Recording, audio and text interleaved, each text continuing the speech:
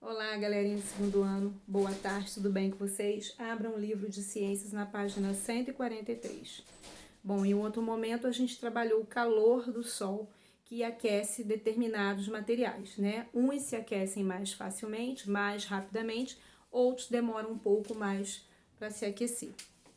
Hoje nós vamos falar de ambientes quentes e frios. Então, há, no nosso planeta, ambientes muito quentes, como o deserto, que há presença de animais como camelo, e há ambientes que são extremamente gelados, como o Ártico, e lá tem o urso polar. Então, é isso que a gente vai ver. Há vários animais, por todo o planeta, e eles, para eles viverem nesses ambientes, eles precisam de características o quê? Adaptativas. Então, vamos lá. Você já notou que há animais em diversas partes do mundo? Os animais são capazes de suportar as condições do ambiente onde vivem. Então, eles são capazes de suportar porque eles têm essas características para se adaptar ao habitat deles. Será que um urso polar conseguiria viver em um deserto quente? Um lagarto do deserto sobreviveria às temperaturas baixas dos árticos? Tá vendo? Então tem esses extremos, né? Um lugar é muito quente, outro lugar é muito frio. Em nosso planeta podemos encontrar seres vivos em ambientes muito frios e outros em ambientes muito quentes. Para que esses seres consigam viver nesses ambientes extremos, eles precisam de características adaptativas, que são aspectos que ajudam o ser vivo a sobreviver às condições do ambiente em que vive. Pode ver que ali não falou animais, falou seres vivos. Então, assim como as plantas e a gente também. Ambientes quentes e secos. Bom, antes da gente ler, nós podemos ver aqui um tipo de planta, que vive nesse ambiente muito seco, muito quente, que olha lá, que é o cacto, Então, nós podemos observar aí que o habitat natural do cacto é um ambiente seco e muito quente.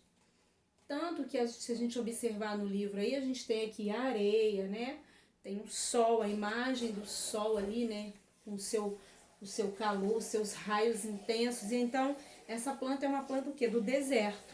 Olha lá. Sobreviver a ambientes quentes pode ser um desafio para um ser vivo. Então, o cacto, por exemplo, é de um ambiente muito quente e muito seco. O calor extremo eleva a temperatura do corpo e aumenta a perda da água pela respiração ou pelo suor. Então, o que o suor faz? O equilíbrio, Tenta equilibrar a temperatura do corpo. Muitas vezes um lugar quente também pode ser muito seco, ou seja, não tem água suficiente. Então, se não tem água, não cresce planta. Se não cresce planta, o animal não tem como sobreviver, não tem como se alimentar. Olha lá, quando falta água em uma região, a presença de plantas torna-se rara, pois esses seres dependem da água para se desenvolver. Assim, além de a região muito quente ter pouca água, também pode ter pouco alimento para os animais. A Patrícia acabou de falar, Porque as plantas precisam da água para poder se desenvolver. Mas não tem água, então as plantas dificilmente vão ficar vivas nesse lugar. Como será que as plantas conseguem viver nesses lugares muito quentes?